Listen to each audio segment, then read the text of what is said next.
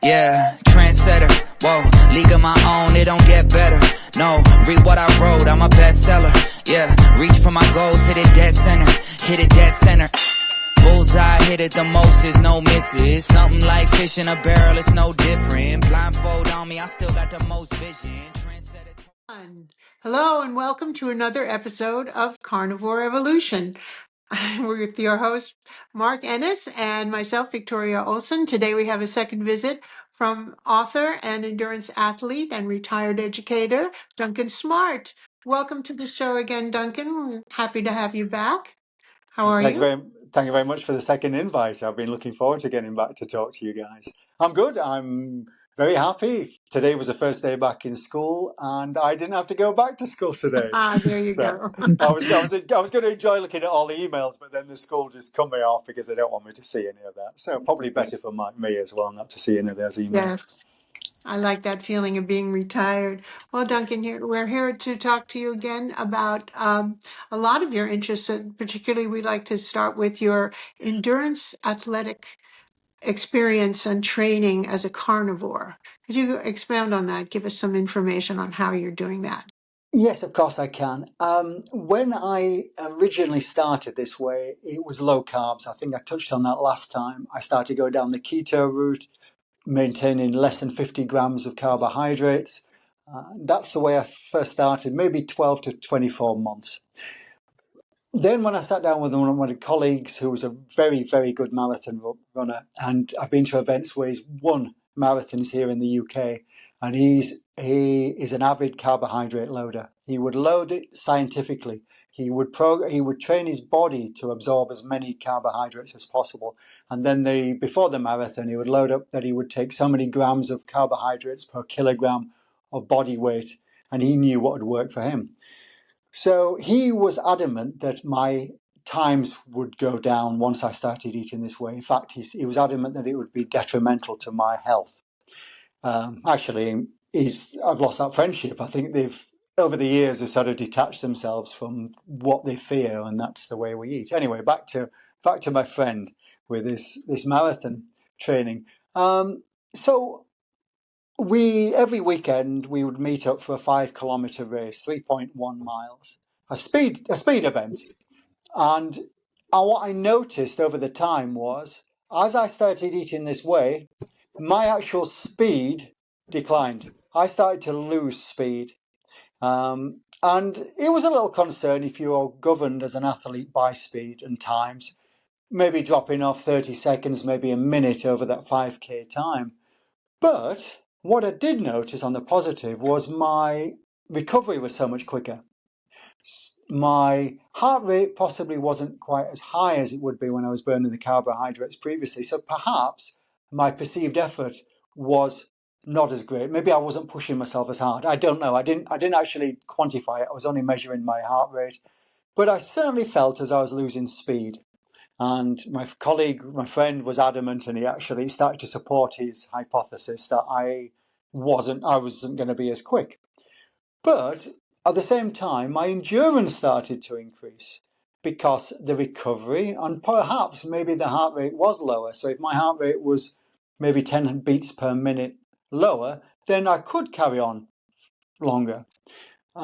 This carried on for a while, maybe 3-4 years in. The speed started to pick up again. So the speed started to come back. And in fact, I started to actually get quicker. So what I will never know, because I didn't record this other than keeping data on Strava and Garmin, is whether my training, perhaps I wasn't pushing myself as hard, and perhaps we will never know there. But the speed did come back. But what came back with it was what I'd been training for, which was the endurance. And I never used to be an endurance runner, an endurance athlete. I used to have power when I was younger, explosive power, sprinting power, speed. But I learned the endurance. Now, again, this could be age. I mean, I'm 57 now. This was several years ago, approaching 50. People do tend to lose their speed, lose their power. But mine started to come back there. Whether it's because I could train longer, maybe I could train a little bit harder, maybe I was hitting the interval session a bit harder, because my recovery was so much better. Mm. Now, if I could recover and I didn't have those aches and pains that runners would endure on their knees or their ankles, well, then I could train a little bit more. Now, I'm not saying excessive training. I'm saying more enjoyable training, actually enjoying the training, because I could run for miles. I could take it off-roading. I could take it onto the cliff tops here where I live out here on the north coast, on the east coast in the UK. Take it through woodland because of that endurance. Is there anything you were going to say there, Mark, or you No, were you going to go ask ahead, something? Duncan. You're okay. Keep going. Yeah, so as this went along, getting into marathons, certainly wasn't as quick as my carbohydrate loading friends, but I wasn't that far behind them. So as we got in, and I think it may have been 4 years in, 3 or 4 years in, my colleague said to me, all right, if he agreed with my idea of doing this experiment of becoming a fat burner. And I said, well, let's just step away from the experiment because now I've opened my eyes. I'm going to be doing this for the rest of my life. I'm not going to change the way I live now because it's not just the athletic performance.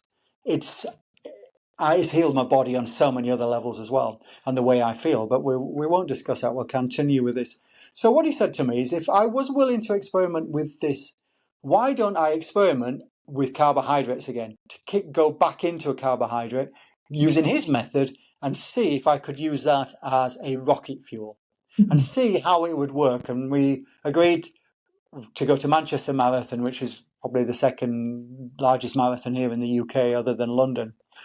And I stood on that start line and I followed my usual training plan. But the last week I started to carbohydrate load. And then on the morning of the marathon, he'd got me eating that porridge, so many grams of. I stood on the start line and I felt bloated. I felt sluggish. I didn't feel great at all. I felt as though I needed to go to the toilet and thought, what am I doing to myself? I've got 26.2 miles to run here. Set off.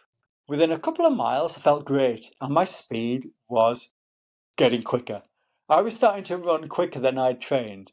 20 miles in, I was on for a record time. I was up there feeling great. I'm thinking, okay, perhaps he is right, this colleague of mine. Perhaps. I don't want to admit it. Perhaps he's right. And then the wheels came off.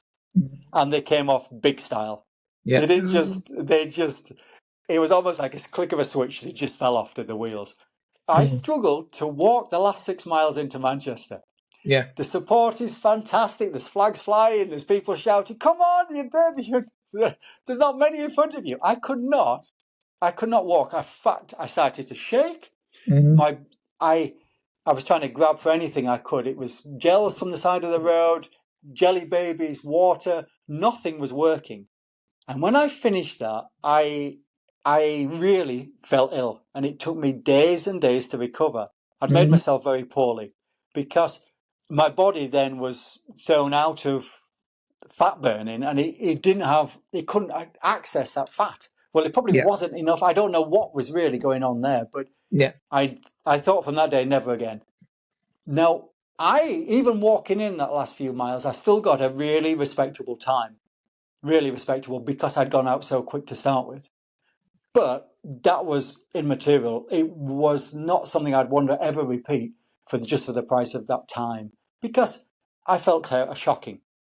Now, since then, I went back to my way and I've done ultra events with no worries at all. I mean, there's a challenge here in the Three Peaks Challenge. I don't know if you've heard of it. It's the Yorkshire Three Peaks. It's a race over 3 mountain regions. And a lot of my colleagues said, don't you're a flat runner. You're a marathon runner, you do triathlons, you don't do anything off-roading. Real runners will run mountains. And I said, okay, guys, I will attend it. Let's give it a go. But they're very strict on the survival bag, the kit that you take with you because you're going up into above the clouds. So I had to take the usual associated survival food, although I was not going to use it. I'd lied again about what I'd had for breakfast, which was nothing. I was on a fast. And first mountain, no problem at all. Second one, there was a colleague of mine was starting to shiver and shake because we're gone above the cloud. It was cold. I could tell that he was going to suffer hypothermia. So I crouched down behind a wall with him and I said, I'll stay with you.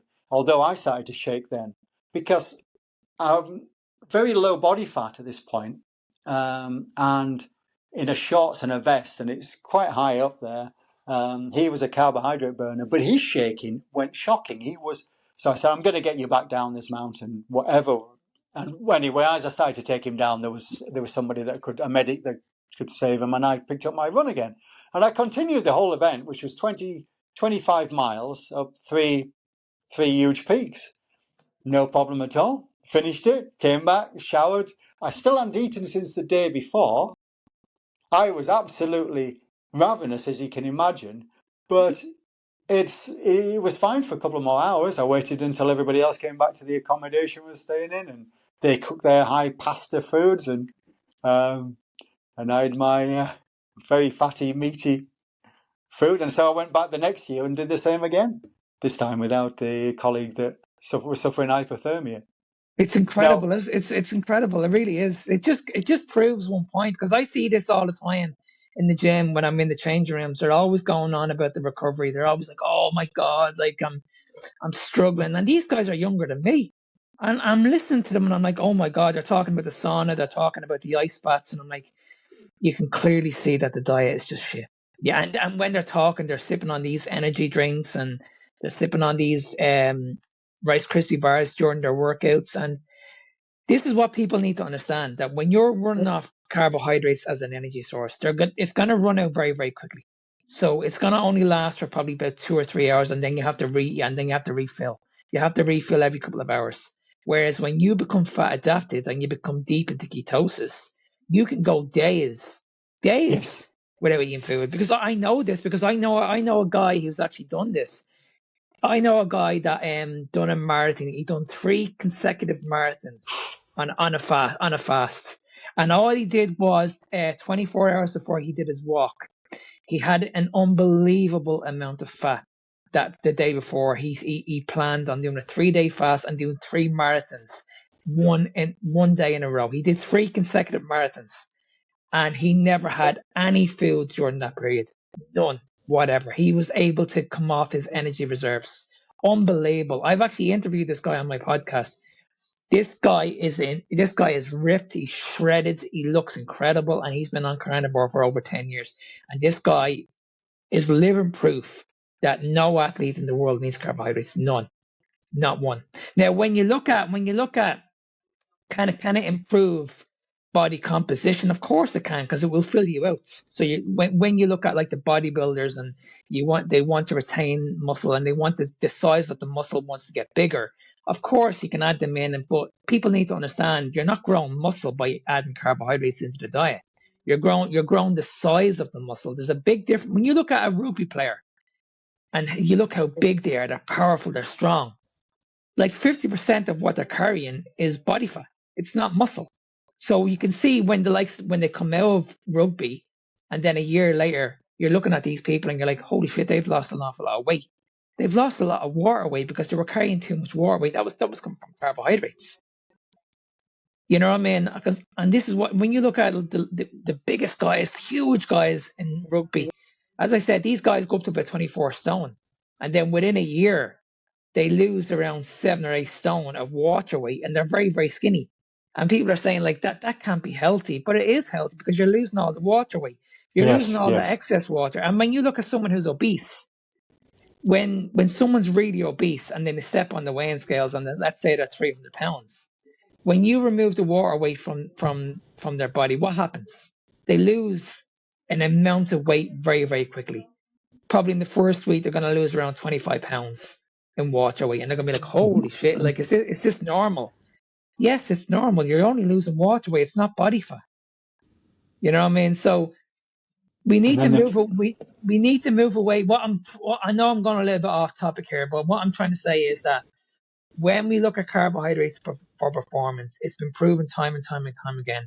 We don't need any carbohydrates. Your body can run off 2 sources, carbohydrates and fats. The difference is fats are going to keep you going sustainable for a very, very long time, whereas carbohydrates are going to run out every couple of hours. That's what I'm trying to say. I think I touched on it last time when I went down to the south of France for that training camp with the Great Britain team, and there was a colleague that I'd met, and she was suffering from stomach cramps, and she says, "Oh, it's a woman thing. They're ever so so many days, and I've just eat some bread and I'll be fine. And I'd been to a few races with her, and I could see her grabbing out of transition. And when she get out of the swim or off the bike, before the run, she'd be grabbing a jam sandwich and chewing this as she's trying to run, and still suffering from it. And I recognised straight away that she had almost getting to irritable bowel, and it could have been a lot worse. And she wasn't getting the nutrients that she needed. And that's when I suggested to her, I said, look, just try something for me. Just cut wheat out of your diet for a couple of weeks. Let's see. And it was life-changing for her, absolutely life-changing. And then I got her into this way of eating, being a carnivore. So then we were training, I think I touched on that last time, we were training for a Ironman event together, and then I dropped out because of the swimming and couldn't train, but she's a naturally pretty good swimmer. So I said to her, I trained with her, we did 100-mile bike events together, we ran marathons together, and I said to her, I really want you to race this first Ironman event as a carnivore. I do not want, and even fasted. So it was Nottingham Outlaw, it's called. It's a big Ironman event here in the UK. It's not a branded event, but it's still the same distance. And the night before, I cooked her ribs and pork belly and all these beautiful, with lots of butter. She consumed lots of that night. And the next morning, set off on her Ironman event. She swam her 3 miles. She did 112 miles on her bike and then ran a marathon off the back of it. I gave her a little survival bag of some pork belly, some tiny little cold, nicely salted pork belly. There's plenty of salt in her drink. She never even touched one of them. Never touched one. And that was on a fast. And she was scared before. She says, do you think this will work? I said, I don't think it will work. I know it will work. You'll feel fine. And her recovery was superb. Within 2 days, she was training again. And that's after an Ironman event. Now, she's done a couple since, and she's she's continued eating this way because of the recovery. And that's one thing I'm always saying to people as well, but that when you go carnivore, it's very, very hard to overtrain. It really is, because I feel like I can train every single day because I recover so well the next day. Whereas now I train really, really intense. I train like 40 minutes, 45 minutes, like really intense. Like 5 years ago, I would have struggled. I would have needed at least 48 hours to recover after a leg session. When I'm training legs now, honestly, the next day I'm ready to go again. I'm ready to do the same workout, the same intensity, no problem whatsoever. Honestly, it's incredible because I know all the inflammation's gone out of my body, and I've tested this myself. I was on a Stairmaster there about a year ago, and I said to myself, I'm going to do an hour. I'm going to do what I used to do because I used to really, really struggle on the Stairmaster. I'd noticed pretty much the last 10 minutes, the heaviness on my legs and the inflammation in my legs, and I'd struggle to get off the Stairmaster. And I said, right, I'm going to do the same thing, but I'm going to increase the intensity. I'm going to keep the level on level 12 all the way through this, all the way through it. I was able to control my breathing. I was able to control my heart rate. And I was able to do that no problem. The guy that was beside me, because he challenged me to do this, this guy was a boxer. This is no word of lie. This guy was a boxer. Very, very fit. Well, he was telling me all the time he was fit. This guy was around 20 years younger. Within half an hour, he had to stop on the Stairmaster. I was going at my own pace. I wasn't breathing heavy. I was in my own little zone where I was just focusing on my breathing. I was taking one step at a time. I was in full control of that Stairmaster for that hour. Whereas his heart rate was pumping. He was stressing. He was panicking. You could see exactly what was going on. And because his heart rate has been elevated too high, yes, this was the reason why he was struggling. He was burning more energy because his heart rate was very, very high. So have you noticed if your resting heart rate is lower from this way of eating? I mean, I know it's difficult to quantify because you'll be training as well, and naturally heart rate, as your fitness increases, heart rate at rest can drop. But I've noticed mine is a lot lower eating this way at rest. 100%. That's what I notice as well. I'm more relaxed. I'm more relaxed when I'm training. I'm not panicking anymore. I'm in full control. I'm in full control of the exercise. So this has got to be a good thing. I mean, we've all got a finite amount of heartbeats in our lifetime. And if you can reduce them at rest by 10 beats per minute, surely that's going to get longer longevity in your heart, let alone the rest of it. Because So when you think about it, sorry, Duncan, when you think about it, when you swim a lap of the pool, you can either swim a lap of the pool and hold your breath in, but you're not going to last. You're going to stop probably about 10 meters or 100 meters into the swim. Whereas if you take your time and really focus on like breathing and your strokes and everything just works perfectly, and you're in control of that stroke, you're able to do laps no problem, easily. You know what I mean? So that's what I'm yes, trying to say. Like when you dial it back and really focus in what you're getting out of this exercise, and really control your breathing and really control your heart rate, I believe you can't fail. I believe you can do this for a long, long time. I really believe that. I don't think you need to go into an exercise and stress and panic and increase your heart rate up too high. I don't believe in all this spinning and getting your heart rate up to really. That's good if you're doing like say explosive work where you're going yes. 30 seconds on, 30 seconds off, 30 seconds on, 30 seconds off. That's fine. But you wouldn't be able to do that any longer than say 5 or 10 minutes. Whereas if you're doing longer duration workouts like a marathon runner, if you're in control of your breathing, you're going to notice very, very quickly that you can finish that 32-mile run with ease without relying on any carbohydrates at all, because you've controlled your breathing, you've controlled your heart rate, and your body's running off fats.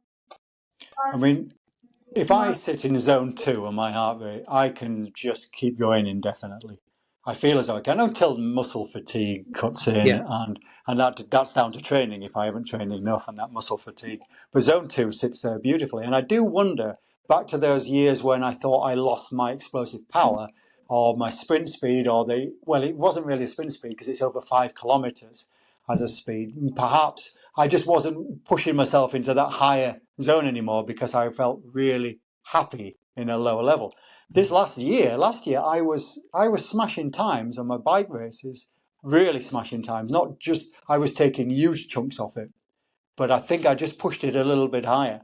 But it felt comfortable, felt good. Recovery was great. So And what it's about you? What about yourself, Victoria? I know you're training at the moment with Ron at the moment. So how do you structure your training at the moment? Do you feel like it's a little bit easier now at this time in your life, or was it a lot easier, say, 30, Yeah, 40 I years ago? I have a very very even keel, and I certainly don't push myself the way you gentlemen do.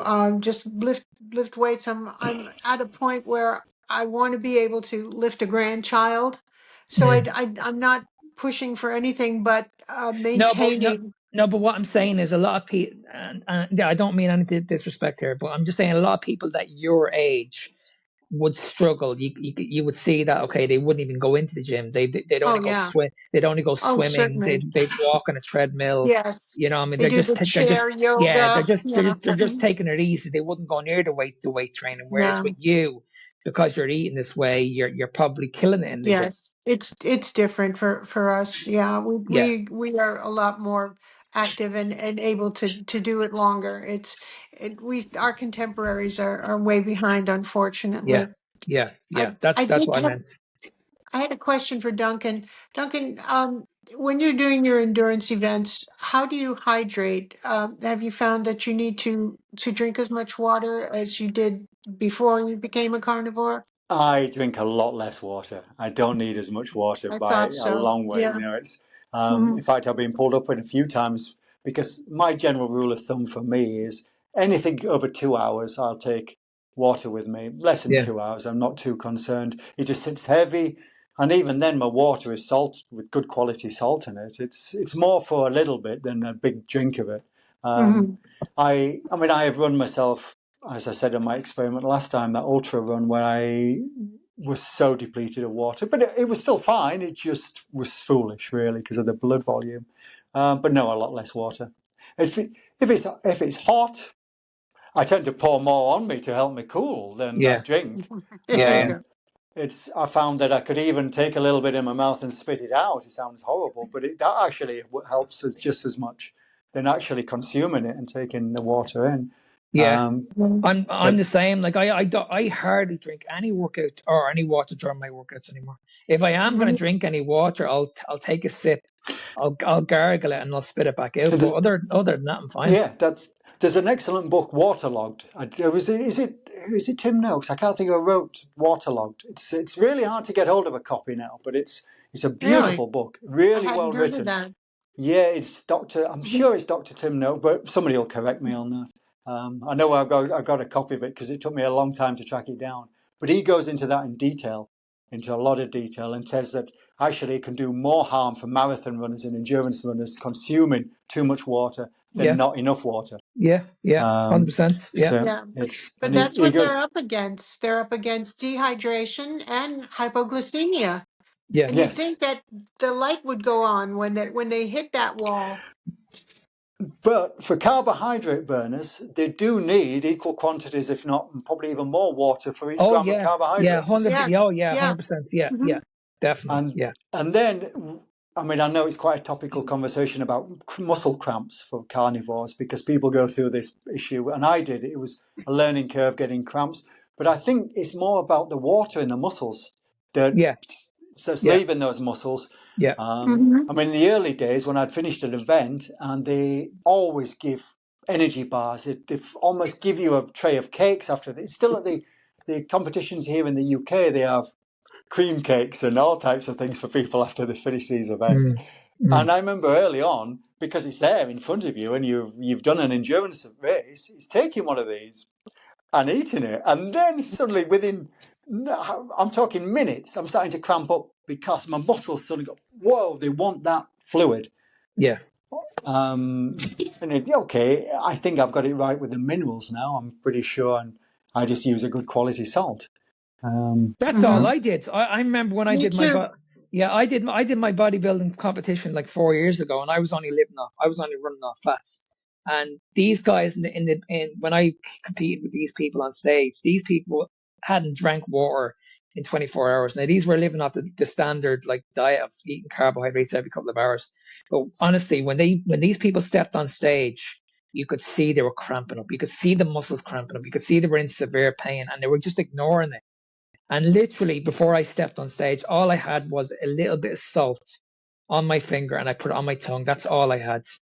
And wow. I was able to do my poses. I had no cramps. But these guys beside me were getting hamstring cramps, were getting shoulder cramps.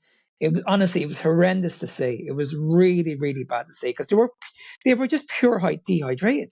Yes, They yeah, literally Hmm. had yeah. taken more, and this was the advice from the coaches. They were like, "Okay, if you want to look even tighter, look crispier, Hmm. To you need cut. to you Hmm. need to be dehydrated 24 hours out from a show." Yep. Honestly, it's horrendous. Honestly, I wouldn't recommend it to anybody. I don't understand why people go to these extremes when they do these bodybuilding competitions just to win a trophy. I've proved it. Keto Savage has proved it.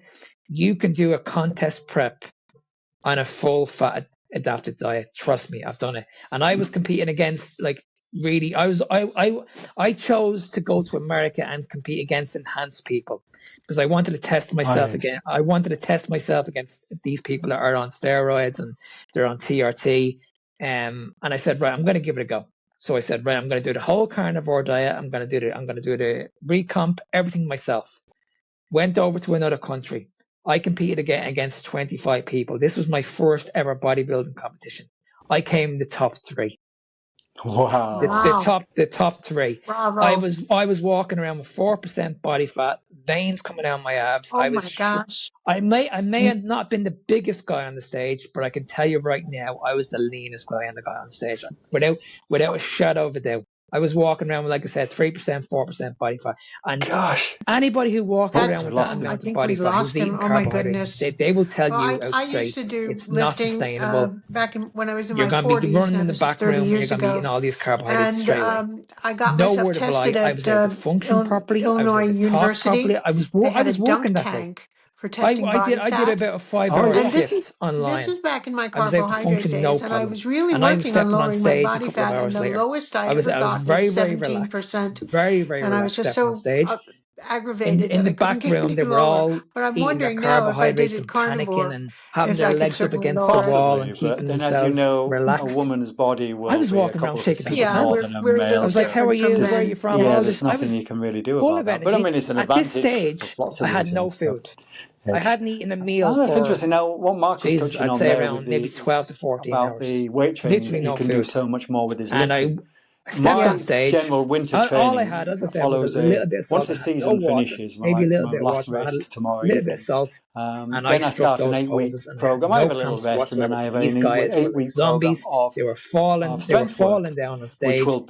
There be, was we even a always used guy to that do even maybe fell one down. We day had to would be call an leg ambulance work, for him. the next would It be was the upper honestly, it was body work, horrendous. and then after that, Absolutely 8 week program horrendous. of interval And it work, just speed proved to work, me speed once and for sessions, all when I and Right. then came back finishing with an from 8 week that program trip. I was of like, okay, you know cardio, what? just to get I him ready for know the there's race season. nobody So out there going to Hmm. prove to that me that would that take me then to the carbohydrates are your main source springtime of to energy. start to see No that. one, because I So have what the we would proof. do is on I the stepped training on program, stage, as I done a say, one full day would be legs, and then the fat next day the upper diet body. And I on remember the asking a on coach, and and I said I to done him, a "Well, whole why do we do bodybuilding that?" And he thing says, "It's because on a then high you're fat not diet. tiring yourself And out, I because if came I you came in the top three you'll be out of shattered the 25 next people day." that were And we enhanced, by the alternate. way, But I got that to were the point taking when I'm thinking, steroids, well, and I still actually, came my in the top three. recovery is so good this way of eating.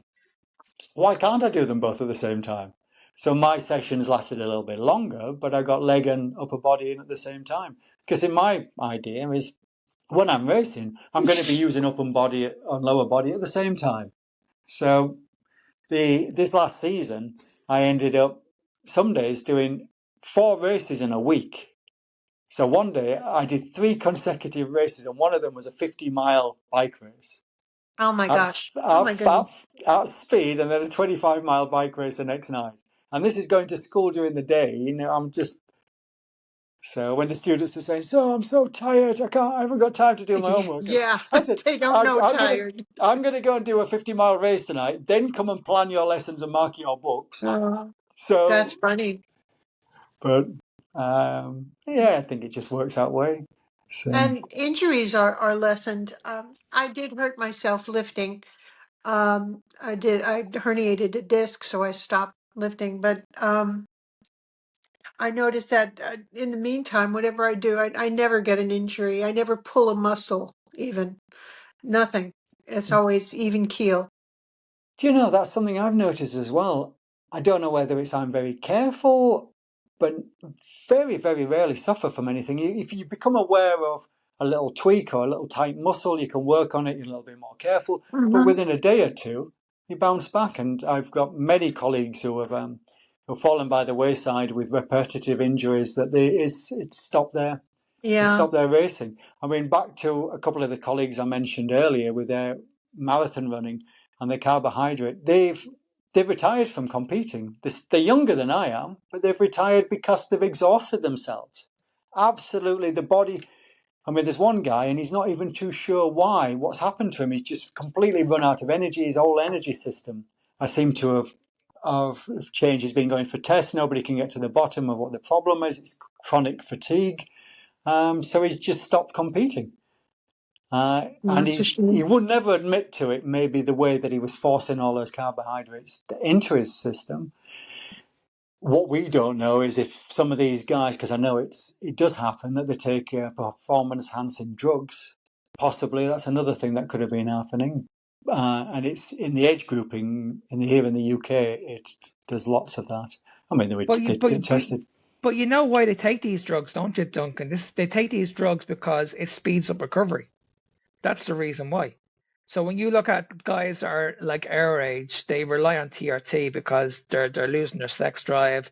They're not recovering well in the gym anymore. They're losing their abs. All this. But you can do this through an animal-based diet. Like you're gonna stimulate testosterone like hugely if you give the body enough fats. If you give the body enough fat, your testosterone levels are gonna be going through the roof. You don't need to rely on HRT. You don't need to rely on TRT. And this is what we're seeing at the moment when men get into their 40s because they get moody, they get cranky. As I said, they're losing their sex drive. The libido's gone. They can't recover well in the gym, and they have to rely on this TRT. And they're going to these clinics and they're saying like, listen, okay, there's nothing we can do. We don't know why you're struggling with this. So pay us for the injection every couple of months or every month. And TRT injections are expensive because a friend of mine, Al Reeves, does them, and he tells me how much he spends on them every month. They're not cheap. They're more expensive than Ozempic. Gosh, Really? Wow. that's It's incredible, crazy. It's isn't it? incredible, and It's so bad for you. it's not only 40-year-olds. I'm seeing 20-year-olds Yes. Oh, that are yeah. getting these Oh, that yeah. are getting CRT. Teenagers. Teenagers, if It's they can get it. I mean, Yeah. at the end, if you're a teenager, you should have this flown through your body. Yeah. Yes. Yes, of course. When I was in my 40s, and I now look back at those photographs and I consider where I was in my early 40s, I was older than I am now. I'll share these with you, Victoria. I'll send you the pictures, before and after pictures. And I look 10 years older on those before pictures. Mm. And I just look, I don't even in my face, it looks fuller, but I just look sadder. My eyes are deeper set. I don't look as I've got so much life. And I remember my children saying, "Oh, Dad, let's have a race like kids do." I said, "Oh, once you get to my age, you don't run, you don't race. Why Mm. not?" Now, I mean, my son comes up and he's 31 now. He's my son, and he trains and he's running a marathon later on. He says, "Let's go to the local park run," but I'll still beat him over 5 kilometers. Good. I know. Attaboy. And at That's his wedding great. last year, this speech was he turned around and he says, "One day I'm going to beat my dad." He says, "But I might have to wait until he's in his 90s." But what a lovely, I love it. but I what a love beautiful that. thing, though. Yes, it's wonderful. I mean, they refer to me as Benjamin Button, the guy that just, Yes. Reverse aging. Yeah. yes, reverse aging. So it must be the way we're eating. It Oh, must be yeah. this The, way. the They way the can't. way I the way I see it is, Duncan, it's the fountain of life. It really is. Yes, absolutely. It really Yeah, is. I mean, uh, That's funny. Mhm.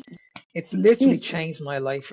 I just it's I can't explain it to people. Every time I try and explain it to people, people just think I'm crazy. We said that last time, and this is why I touched It's on this just vampire in my book, because really, think about vampires, they don't age. They're just, no, they seem as something strange. They're not believed. Yeah, yeah. it is beautiful. It's a beautiful thing.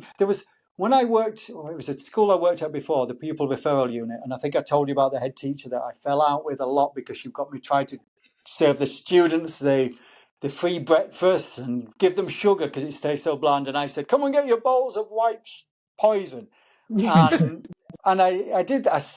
Yeah, and what I found there, those students, they turned around, they were like wanted cheese. So when it came to their lunch, they said, "Oh, sir, can I put more grey cheese on it?" And it was proper cheese. I said, "Of course you can." Then eventually she banned the cheese because it was so expensive. Oh, I no. know, but at least they were getting something Oh, solid in there. Mm, The margarines, the sweet. spreads. But forget about that for the moment. What the story I want to tell you was I was on my soapbox preaching again about this way of living. Now, don't get me wrong, I don't go out there and try to broadcast it, although I've written a book about it, but it's because I wait for people to ask me, because they can't help but notice a difference. They can't help notice that I'm bouncing around with energy. Some of the mm, students used to think I was on drugs because they said, "Sir, you're just always happy. You always got so much energy." I said, "Because I do have so much energy. But as in mm, regards to drugs, I don't even take a paracetamol. So there's nothing that, don't even take any sugar." mm, So one of the teachers had just started, and he started to ask the questions, and she said, "Well, what can I do to improve my health?" So I started to tell her, and I said, "First thing you can do is cut out wheat and cut out sugar." A couple of weeks later, there's this guy came in, and I've known him for quite a few years. He's called Mike, he's his teacher, and he says to me, "Duncan, look at this." And he held his hands out in front of my face. I said, "Mike, what am I looking at?" And he's shaking his fingers in front of my face. And he says, "Just look." I said, "I can't see what I'm looking at. There's nothing." He says, "Exactly." I said, "Mike, you're going to have to give me more information." All his life, he'd suffered from chronic dermatitis, eczema, until his fingers were cracking up. He'd wow. been, ever since a child, he was going to the doctors, he was going everywhere, he was getting injections, and he found out the best thing he could do was to smother his hands in some sort of creams on a night, put on a plastic glove, and go to sleep. Next day, he would be better, and then during the day, they would get worse. And I said, "Mike, I can't see anything. So what are you saying? What are you showing me for?" He says, "I listened to you a couple of weeks ago." He says, "So I tried what you said." But he says it cleared up. He says, "Why didn't these doctors tell me that?" I said, "Because they don't know. It's They not their don't. fault. They do not know." And this went on for months. And then one day he came, he said, Duncan, look at my hands. And I went, whoa, Mike, what's happened to them? They're all red and inflamed. And I said, what have you done? He says, I had to go to a wedding this weekend, a family wedding. Well, you can see where the story goes. I said, well, you know what to do. Just refuse to have anything like that. Just stick this way of eating. Mm-hmm. But his hands improved within 2 weeks. And I wasn't even talking to him. He just happened to listen in the background. Wow. So that's another reason probably got me on. All these little stories plant in the back of your mind. And that's why the idea of the book came about, because if somebody's just listening for third-hand information there and they just take it on board, then perhaps if I start getting it written down in a book and change people's lives, and this is what the websites and the groups are about, and the podcasts are about, improving people's lives. That's what it's all about, Duncan. That's why we do it. We're not doing it. We're not doing it to push anything. We're not doing it to make any money. We're just making people aware. I always said that when I do these podcasts, it's just about awareness. I couldn't keep this a secret. I had to explain this to people. I had to get people on board. I had to hear these people's stories. I've interviewed now over 100 people, and I've interviewed people all over the world, and I've heard some incredible stories. I mean, at the end of the day, people have to wake up and they need to listen to these people. We can't just keep we can't keep going off the research. We can't keep going off the studies. I know these doctors like to go off. They like to keep talking about these studies and research. The same to the dietitians and nutritionists. But someday we need to start waking up and start listening to people like ourselves, because we're the real evidence, and that's it. You have to break free from the system. Yeah.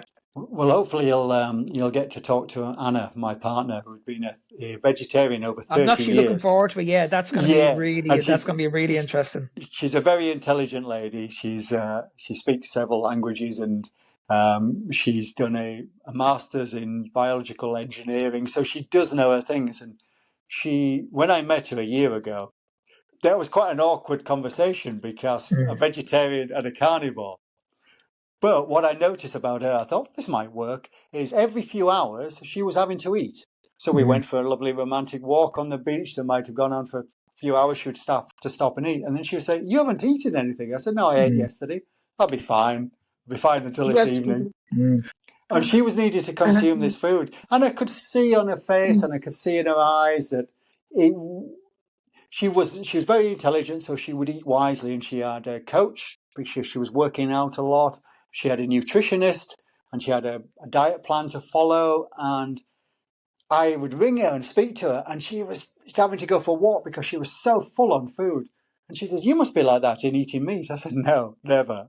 I never feel bloated. I feel beautiful. I feel great. And she goes, but I've heard that it takes days to digest meat. I said, you've heard it takes days to digest meat. Exactly, yeah. It doesn't. Yeah. The food you're eating may take days to digest. Not my way. Yeah. Not the way I eat. And so now, a year in, she's been a carnivore, and she's taken it to a whole new level, because she's doing groups for cooking and demonstrating how to eat this way and helping her friends. Yes. Wonderful. So, and because she's in that with the yoga and the spiritual side as well, there's a lot of crossover, because where the crossover comes is really the ketones, isn't it? Yeah, it's because you're more relaxed. Yeah, you're more relaxed. Yeah, absolutely more relaxed. So over there, I'm talking about thousands of years now here, not just this last 100 or 200 years where the agriculturalists will have been eating, but I'm going back into these days of the mystics. And yeah, of course, no wonder they were having this beautiful experience, because they were operating on their fasts and they were operating on ketones. Yeah, yeah. And then when they were ready to eat, they were ready to eat. There was no stress. It was like, okay, we'll all sit around a fire, we'll all have our food, and that's it. I do not think civilization, mankind, would be here to this day if we ate the way they've been eating the last 100 years back in those tribal systems. No, it just wouldn't. No. Hunting and gathering, they just wouldn't have had the endurance. They won't be able to run down those animals over 20 miles. Yeah. Tracking them. Just wouldn't have had it. And when you think about it, Duncan, as well, when you think about, I've said this to people in the past as well, when you think about the exercise that we do at the moment, like you see an awful lot of people doing the treadmills, the spinning, and it's all slow endurance workouts. when you think about it, our ancestors, do you think they were like running long distance after these animals? It would have been quick, explosive, go after the animal as quick as possible, kill Yes. the Yeah. animal, and then bring it back, and that's it. So that's what I'm saying. When we look at like explosive training that you can't do for long, like 30 seconds on, 30 seconds off, we should be only doing this like for 5 or 10 minutes. If you want to implement that into your training schedule, like say after your weight training, you should only be doing like 5 minutes, literally only 5 minutes. 5 sprints, you're done. But if you're doing like an hour's training after, or an hour's cardio after a weight session, like you're gonna be, first of all, you're not gonna enjoy it. You're gonna be Yeah, that's miserable. true. You're gonna be stressed. You know what I mean? It's gonna increase your appetite. And most people, when we're looking to lose weight, the one thing you see people is they struggle with their appetite. Now, if you're going into the gym and you're making that worse by doing like a shitload of cardio, then guess what's happening to your hunger? It's going up here. Yes. It's not controlled. And if you're getting these regular spikes and crashes with blood sugar, eating carbohydrates, guess what's happening to your hunger? It's going up, it's going down, it's going up, it's going down. So every couple of hours you have to eat. And it's the same with carbohydrates. Your energy's going to run out because you're getting these regular spikes and crashes throughout the whole day. So, and when you try and explain this to people, they're like, nah, I still believe carbohydrates are my main source of energy. I'm like, did you not just listen to what I just said? And it's like, oh my God, it's unreal. I think they're so scared of it. I really don't. They're addicted. That's what it is. Yeah. They're addicted. Yes, it is. We touched on that last time I was on, and it is an addiction. And you're trying to say to them to remove that addiction, and it's a fear. They put up that barrier. I see it Yeah. as a barrier in front of their eyes, almost pulling away from you. I Yeah. said, no, And no chance. it makes sense because I said this before. If you talk to an alcoholic and you say you're an alcoholic, you need to stop drinking. What's that person going to say to you? He's going to say, I don't have a problem. He's going to Oh, say yeah. to you out straight, you talk to a Denial. gambler. You talk to a gambler who gambles every single day. You've got a problem. You need to stop. I don't have a gambling problem. I just do Yeah. it on the odd occasion. And it's the same when you talk to somebody that has a food addiction.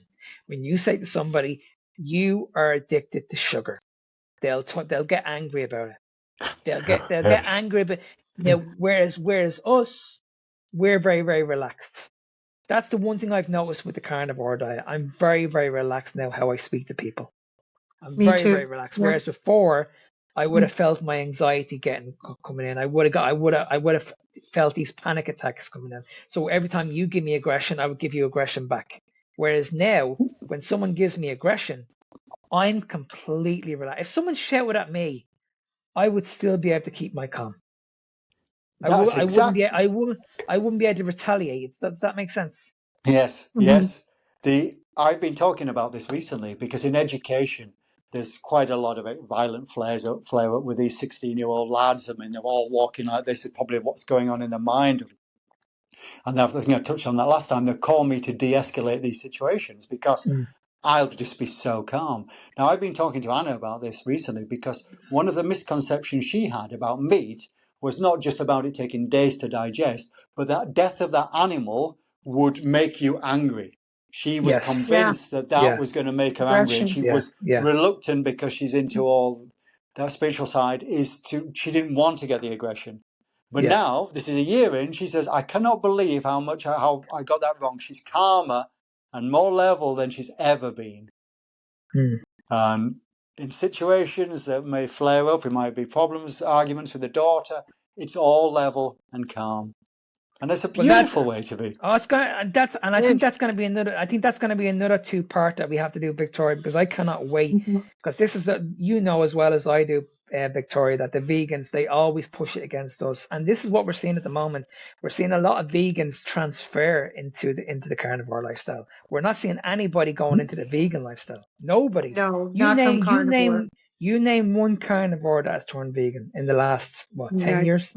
I don't know of any. You wouldn't find any. But you name a few vegans that have turned carnivore. There's thousands of people.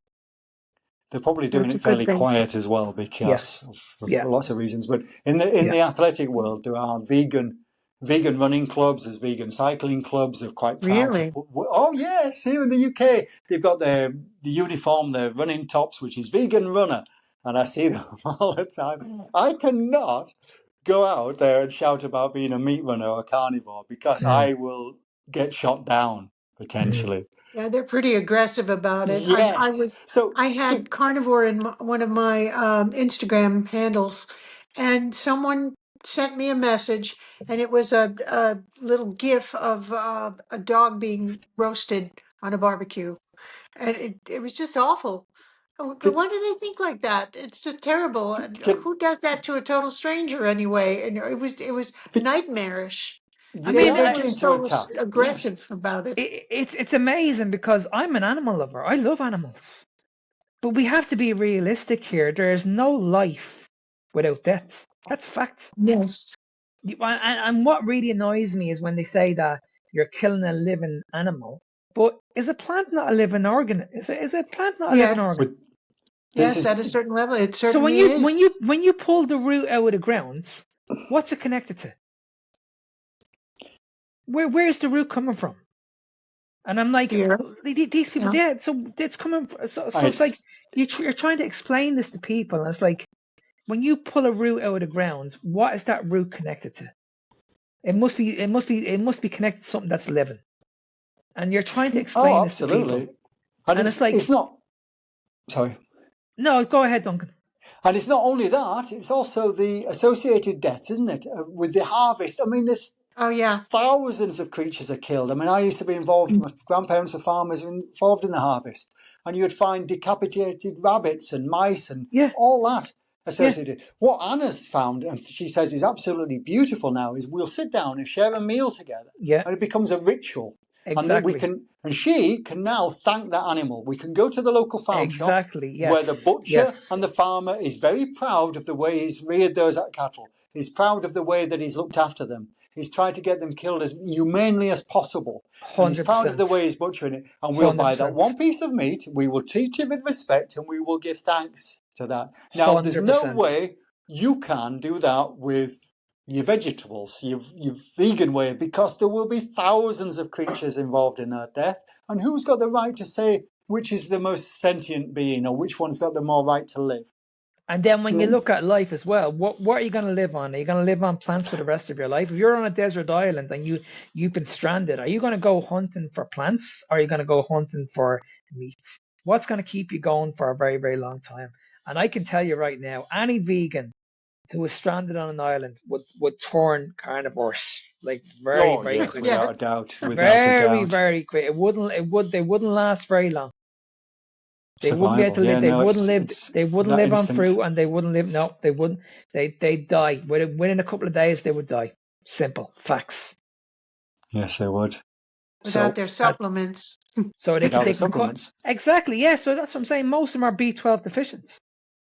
Yes. And Yeah. I've said this to these people. I've said, listen, because they'll say to me, I'm healthy. I'm the healthiest person in the world. And then when you have this conversation with them on social media, okay, are you taking any supplements? They'll name all the supplements they're taking. Every single one of them. And I'm like, well, I'm not taking any supplements. I'm on a meat-based diet. I'm getting everything that I need just eating meat. But you're going out and spending a fortune every month on supplements. And you're going into the shop, you're getting all this variety of vegetables. That's probably going to cost you a fortune. It's not going to last very, very long. You're probably going to have to restock up then probably about 3 or 4 days later. So you're spending more money than me. And it's like, how can you justify what you're doing is financially better than what I'm doing and is healthier than what I'm doing when there's no nutritional value at all in plants? It's been proven time and time and time Yes, again. fellas. When we look at fiber is not even a nutrient. So, like, where's the argument here? Well, they'll try to find an argument every time. They will Yes, they will try. come up with something. But it's so yeah. So Well, Anna is very happy with the way she's eating now. So she said it was so good that she met me all that 12 months ago. good. Good Well, that she's comfortable with it. But, Yeah. but she has documented it because she was for a nutritionist and her coach. She was taking photographs. She was there taking her weight. So she's seen a transformation, massive transformation. And she used to say to me when I met her, she said, just doesn't matter what I do, I can't put muscle on. I said, don't worry, you will do. You soon will.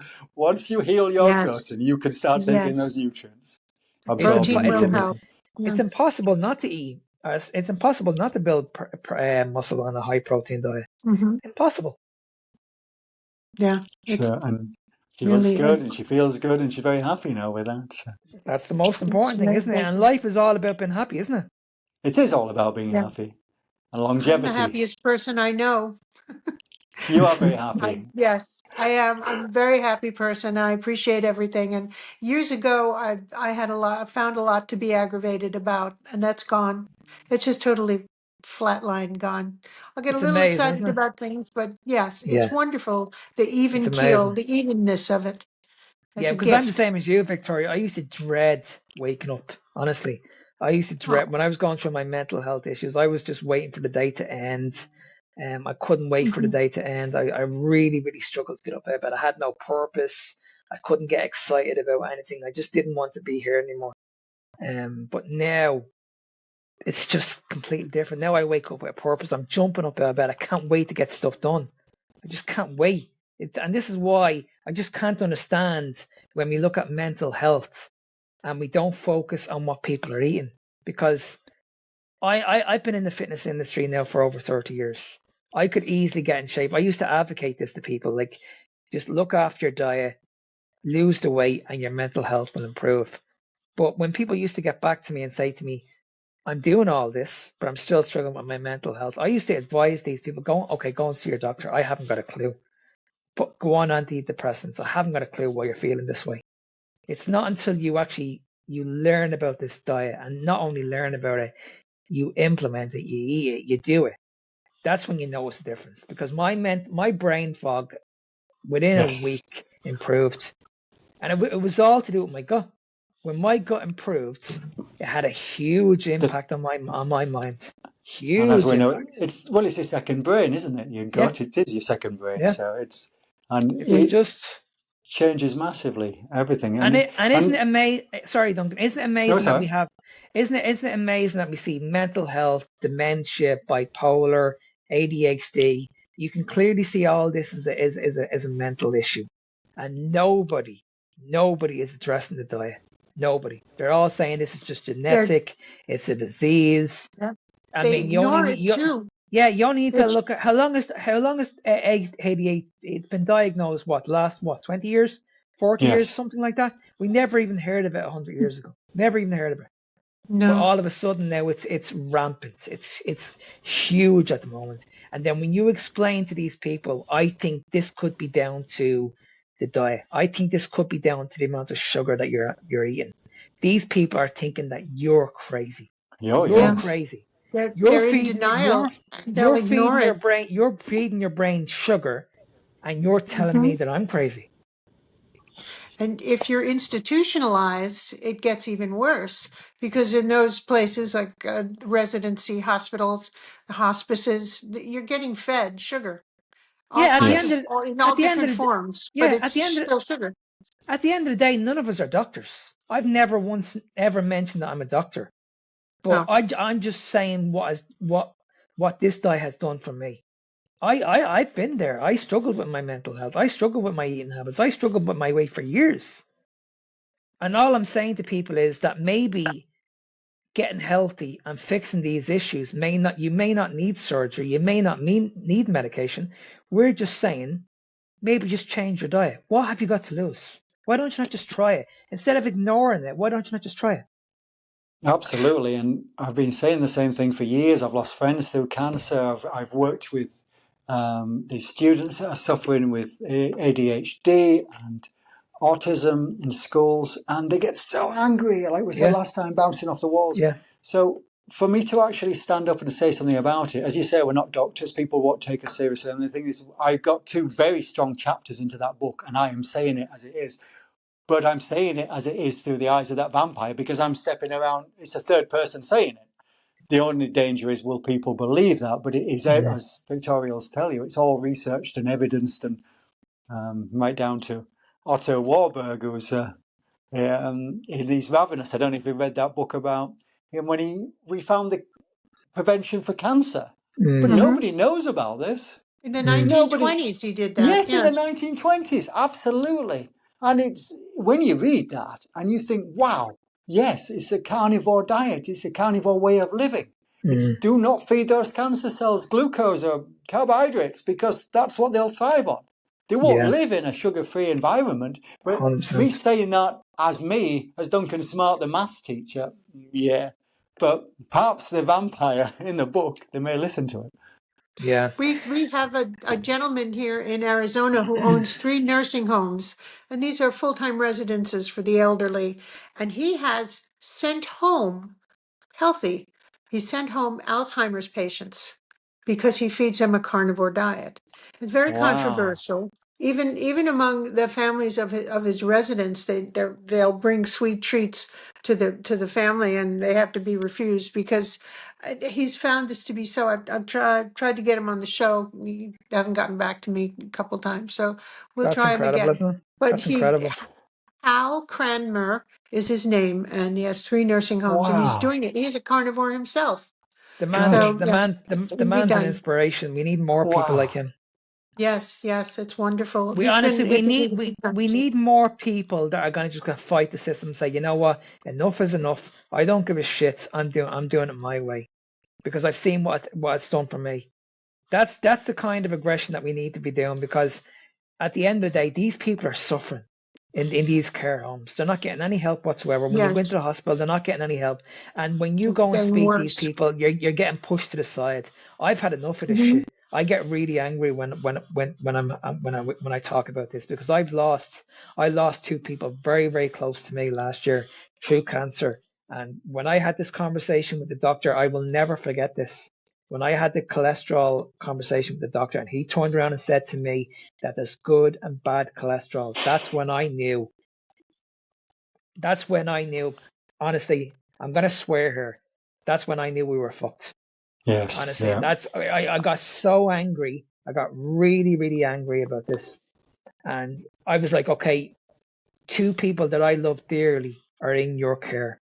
And I know these people, and I watched these people suffer in front of me for 6 weeks in the hospital, like suffer horrific pain, digestive issues. They were on an unbelievable amount of medication, and they were feeding these 2 people shit.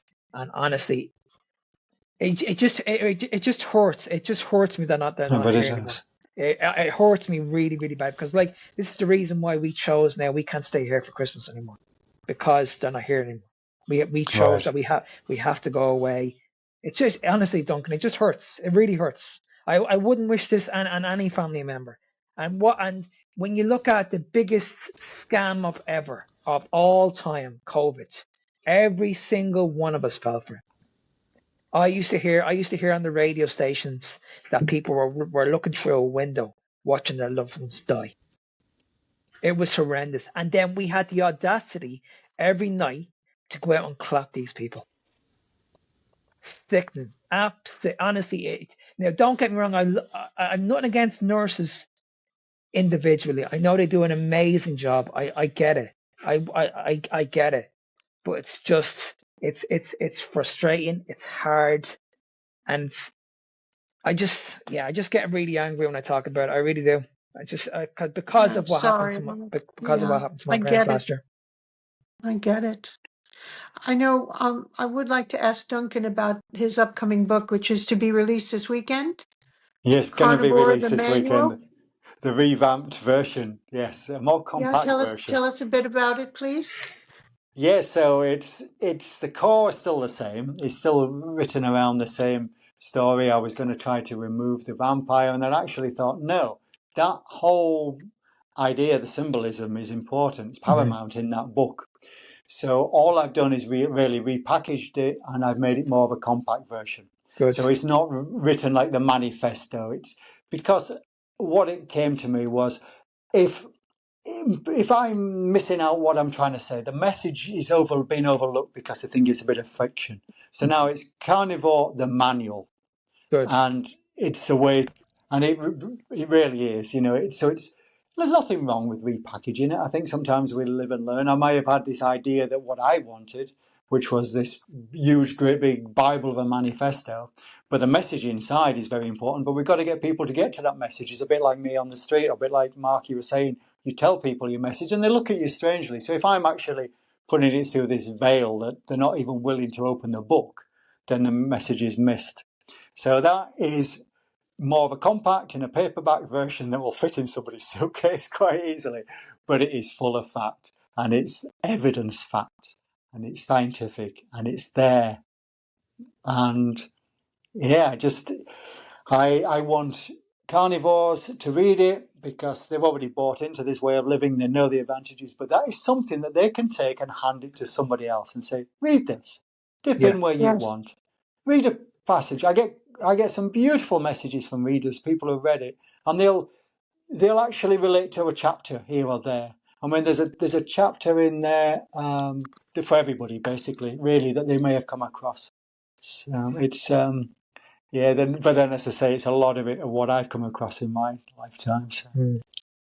Well, Duncan, I want to be respectful of your time, but before you go, where can people go to find you? Where can they go buy your book or eat a sample? Where can they go to find you? Yeah, I am well known on social media. I shared it all with Victoria, and she kindly shared that out there as well. I mean, you could go down to my personal. It's Dunk Smart. You'll find it. You'll see my sporting background there. I actually am crossing over now and putting my details of the book out there. Before I was trying to hide behind the Carnivore Vampire and the Carnivore Guide. Duncan Smart, and you will find. You just Google, and you'll either find my triathlon, you'll find my teaching world, or you'll certainly now find the Carnivore. But the book's for sale through Amazon and plenty of other outlets, Barnes and Noble and plenty of these other distributors. So I'm confident, and I know it'll happen. The Carnivore, the manual, will be much bigger. And smaller physically, but bigger. And that's what we need to do now, Duncan. We need to push it now going forward. So I'll be in touch with you now. I've spoken to, I mentioned this the other day. I've spoken to 2 podcasts that are very, very keen about getting you on. I won't be on that show, but these people will definitely be interviewing you in the next couple of days. So the one is called Meat of the Matter, and the other one is called the Carnivore Community. And I've also spoken to Malcolm Kendrick. He's actually going to have you on his podcast also. So thank you. You should be on around 3 podcasts in the next 2 weeks. But thank you. This is what we need to do. We need to be just pushing these things out there, because the more we get people like yourself that are spreading this message, spreading the awareness. As I said, we're not forcing anything on anybody. We're just saying, like, just listen to what we have to say. If you like what we're hearing, then buy Duncan's book, learn what's in it, because it will change your life. Honestly, it will. Thank you, Mark. It's a bit of an old cliche when they say, look, we'll open the door for them and they've got to step through. But I tell you what, if they step through, it's a beautiful world. It is a beautiful way to live. 100%. 100%. So yeah, very nice. Thank you. No problem at all, buddy. Thank you. No, I'll set that up for you. I'll set that up for you in the next couple of days, 100%. Thank you very much, Mark. Nice talking to you. Wonderful. Great talking to you, Duncan. Thank you so much. Thank you. Bye-bye. All right. Bye.